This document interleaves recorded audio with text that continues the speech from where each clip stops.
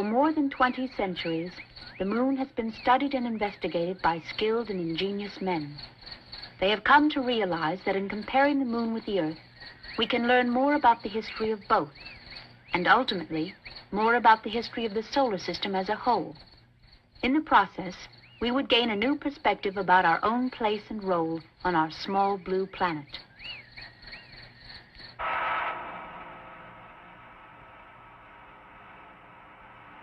Before manned Apollo flights to the moon, we could only study it remotely, primarily by way of instruments such as the telescope. And recently in history, by way of automated spacecraft.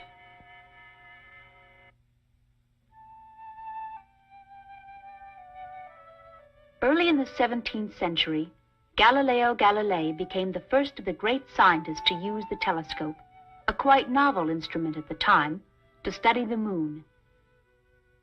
I feel sure that the surface of the moon is not perfectly smooth, free from inequalities and exactly spherical, as a large school of philosophers considers. On the contrary, it is full of inequalities, uneven, full of hollows and protuberances, just like the surface of the Earth itself. His discoveries helped overturn erroneous beliefs popularly held and taught for 14 centuries and laid the foundation for modern lunar science. Galileo would be followed by a stream of other scientists and a mass of new information and knowledge. The centuries of investigations produced a great deal of information about the moon. For instance, the moon, orbiting once about every 4 weeks, always keeping the same face toward Earth, is far larger and more distant compared with its planet than are any of the other moons of our solar system compared with their planets. In fact, the moon is often considered a planet in its own right. Further, some scientists believe that the moon is gradually pulling away from the Earth, which in turn is gradually revolving slower and slower on its axis. There is at least some evidence that the moon was much nearer Earth in the past, although no one knows just how near it might have been.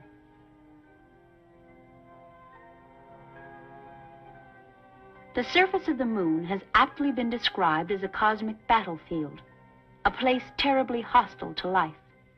It is alternately baked and frozen, in temperatures ranging from some 250 degrees Fahrenheit above zero to some 250 degrees below zero, and it is seared by radiation from the sun. As a whole, the surface of the moon may be divided into the heavily cratered highlands, which Galileo called the brighter parts, and the Maria, which Galileo called the darker parts. The highlands are far more rugged, having 20 to 30 times more craters than the Maria. This means that the formation of craters had slowed drastically by the time the Maria basins were filled.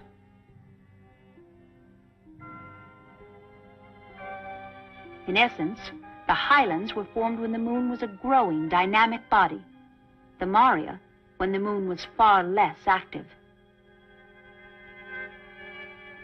In contrast with the moon's face, the far side is almost totally covered with highlands.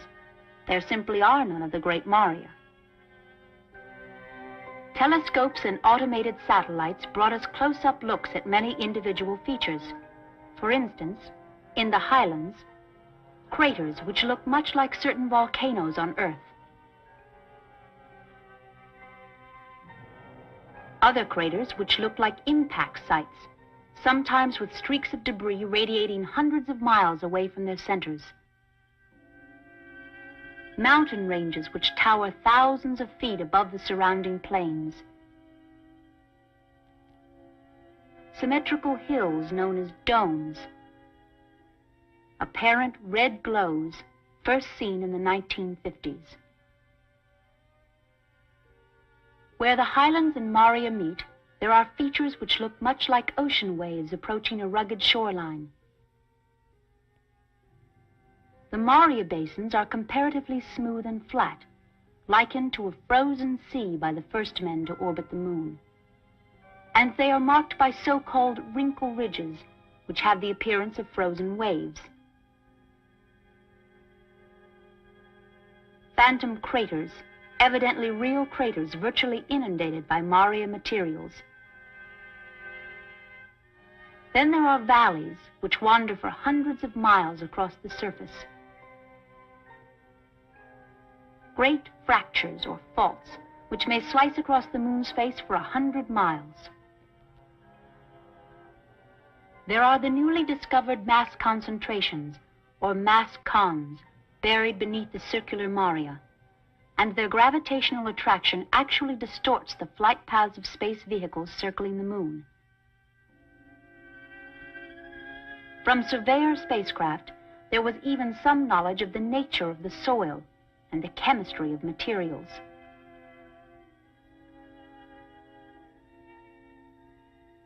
Yet for all we had learned, for all we had discovered, even with unmanned space vehicles which landed on the surface, and manned Apollo vehicles which orbited above the surface, the moon still somehow seemed remote and inaccessible. Until that day in July 1969. Forward. Forward. At 40 feet down, 2.5. 30 feet, 2.5 down. Straight shadow. 4 forward. 4 forward. Drift into the right a little. 20, down a half. 30 seconds forward. Just picking up some dust.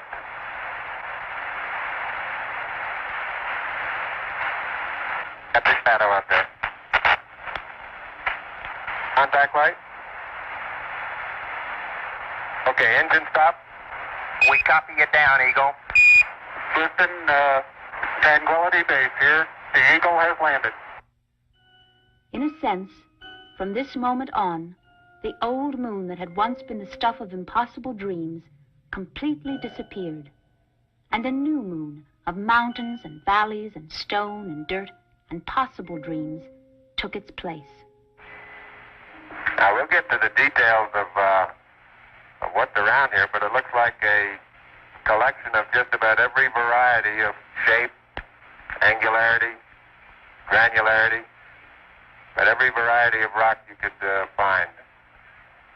Fairly large number of craters of the 5 to 50-foot variety, and some ridges, small, 20, 30 feet high, I would guess, and literally thousands of little 1 and 2-foot craters around the area. There is a hill in view just about on the ground track ahead of us. Difficult to estimate, but might be a half a mile. And throughout the world there was renewed belief, not just in American technology, but in human abilities. Thus, in the moon's sea of tranquility, a new chapter in the history of science was begun. Simultaneously, a carefully developed and planned program of scientific investigation was set in motion. There would be new information about the internal structure of the moon, the chemical composition of the rocks and soil, the dynamic processes at work, and the ages of the materials. Scientists shared a great sense of excitement. In the highest priority scientific undertaking, the astronauts collected a selection of samples of the lunar surface, the first extraterrestrial materials ever to be brought to Earth from a known context.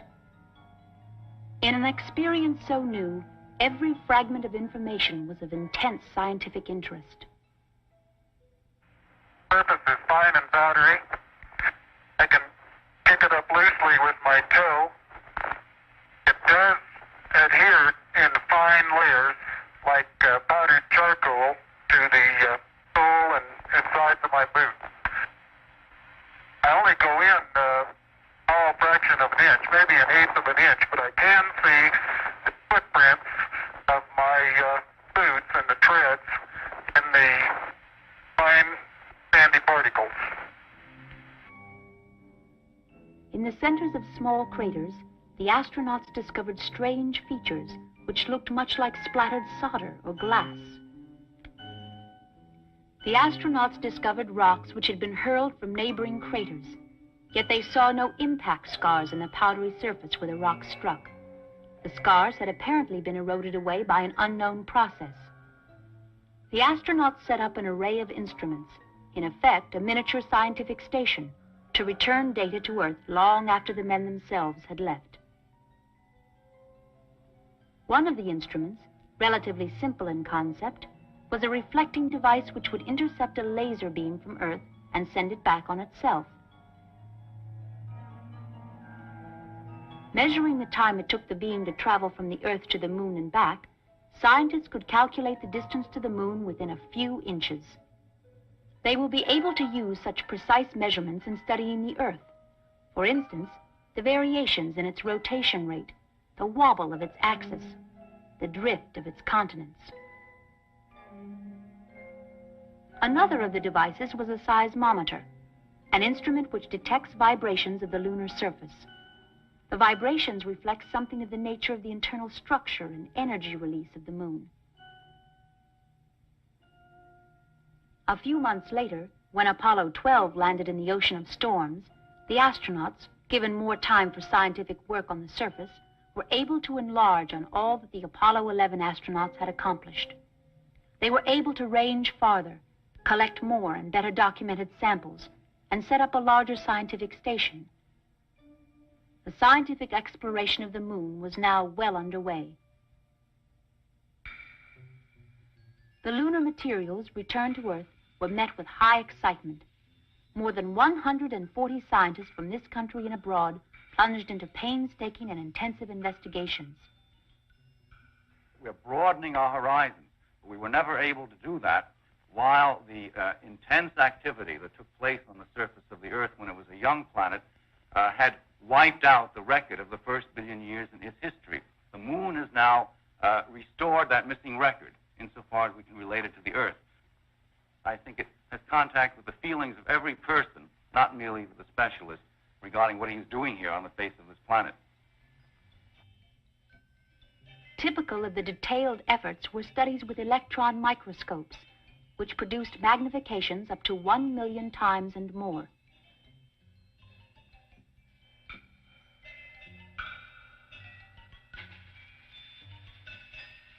For some of these studies, samples were sectioned with a knife which has the sharpest edge known. It can split a hair into 10,000 sections.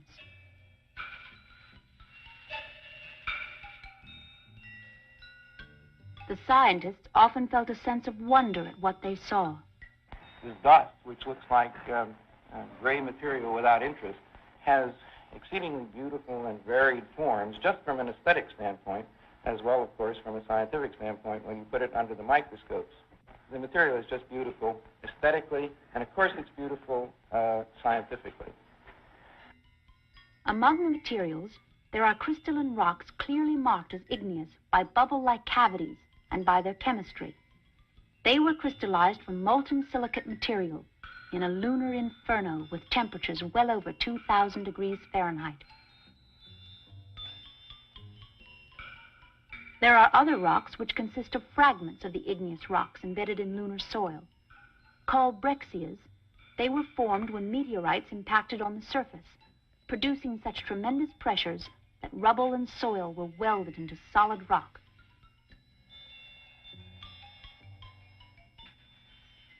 Both the igneous rocks and the breccias bear clear witness to prolonged meteorite bombardment.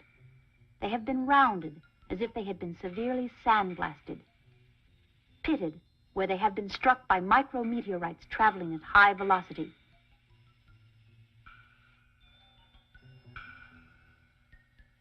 And some coated with glass, a material which had been melted and splashed by meteorite impact.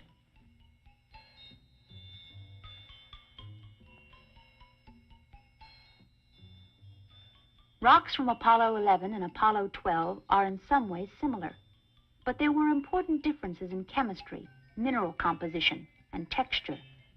Further, the minerals of the Apollo 11 rocks took on their present arrangement about 3.7 billion years ago. The minerals of the Apollo 12 rocks about 3.3 or 3.4 billion years ago, an indication of two different events separated by several hundred million years. The ages were far greater than many expected. It was probably during this time, more than 3 billion years ago, that the Maria basins were filled. While the Apollo 12 rocks were generally somewhat younger, the collection did yield one unique and quite complicated rock, number 13, now famous in lunar science. Portions of rock 13 proved to be some 4.6 billion years old, very nearly the age of the solar system itself. This may be some indication of what to expect from the lunar highlands. Another type of material is the lunar soil, created, apparently, as rocks had been pulverized by bombardment. One from the Apollo 12 landing site showed that the soil was stratified or layered with lighter and darker bands of material. It even seemed that one layer might have a mixture of volcanic ash. Under the microscope, it can be seen that the soil consists of tiny fragments of rocks, particles of glass, and bits of meteorites. Even the soil shows evidence of bombardment. Some of the individual grains have been so pitted, in fact, that they look almost like tiny replicas of the moon itself.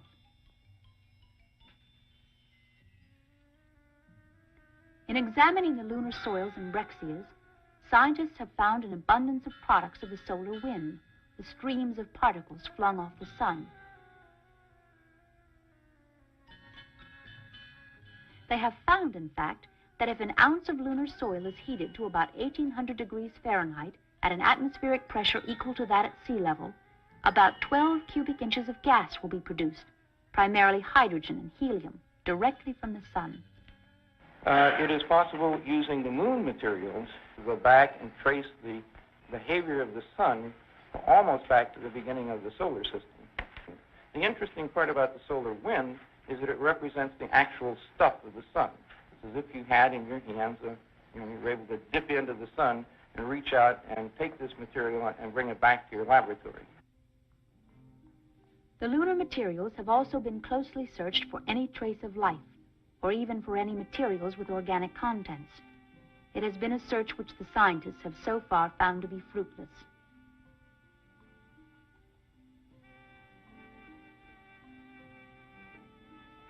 Scientists have found the results more interesting, however, when Earth organisms have been exposed to lunar materials.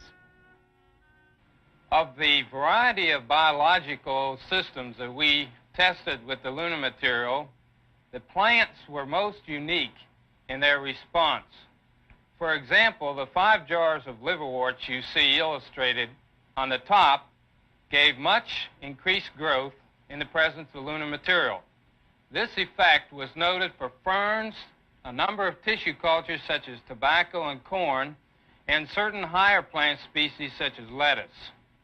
Now, the exact reasons for this beneficial response are unknown at the present. However, it is likely that some trace mineral, or perhaps even a physical property of the lunar material, is interacting with the minerals we furnish to give a more desirable medium for plant growth. This is a very exciting discovery and one that was totally unexpected in the tests conducted in the Lunar Receiving Laboratory. The flood of information derived from lunar materials alone will require decades to interpret fully. In the meantime, however, still more information is flowing in from the scientific instruments set up by the astronauts. Scientists received one of their biggest surprises when the Apollo 12 seismometer told the story of how the moon vibrated when it was struck by the astronauts' abandoned lunar module.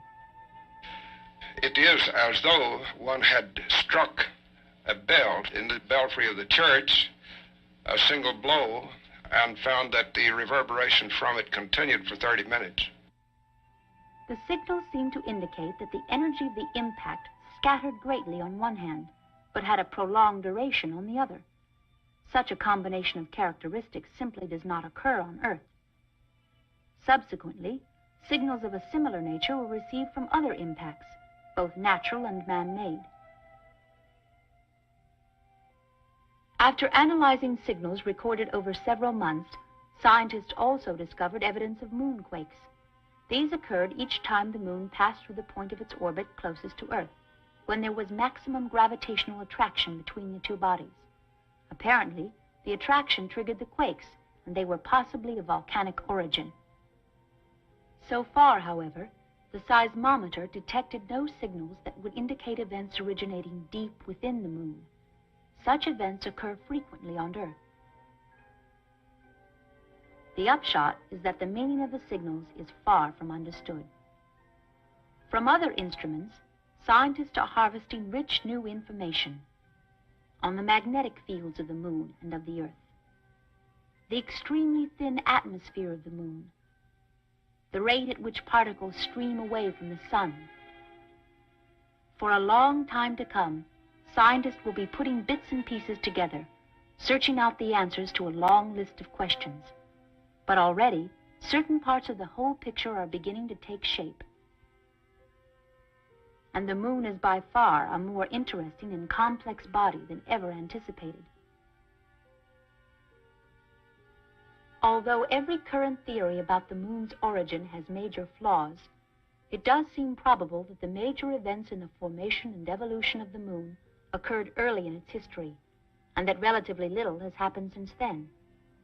One indication of this is the far greater frequency of craters in the highlands than in the Maria, which are themselves very old. And it means that the moon may hold records of events which have long since been obliterated from Earth by erosion. Structurally, the moon, compared with the Earth, is an extremely strong and rigid body, as it would have to be to support the great mass concentrations, mass cons, so near the surface. Scientists have seen that great heating has played a major role in shaping the moon's face. In fact, the Maria basins were filled with lava flows. They have also seen that impact has played a major role, both on a gigantic scale and on a microscopic scale. Contrary to what many expected, there has been no evidence of water. And, as most expected, there has been no trace of life, and there seems little chance of finding any. But as often happens in science, the investigations so far have raised more questions than they have provided answers. For instance, what is the interior of the moon like? What is the source of the heat that produced the lava? Was it produced in some way in the interior of the moon? Or was it generated by meteoroid impacts?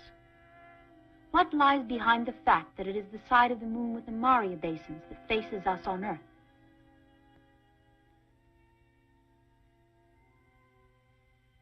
What, in detail, are the relative differences between the highlands and the Maria? And the question one always returns to, how was the moon created? In essence, the scientific investigation of the moon is one of the great intellectual adventures of our time. And a major chapter was written at the first conference for lunar science early in the year 1970. Well, we've come an awful long way, and I think we've learned some very interesting things, but there's still an enormous amount for us to learn about the moon before we fully understand it. When we go to the highlands, and we will go to the highlands, that they're going to be even more interesting from this point of view of the fundamental history of the solar system than the parts that we have already visited. It is only through the understanding of the interior of this planet that we begin to start to understand some of the processes that we see on the surface of the Earth. In fact, we are taking a step in our understanding of the solar system and the Earth that is comparable to the one taken by Galileo when he first pointed the telescope at the moon.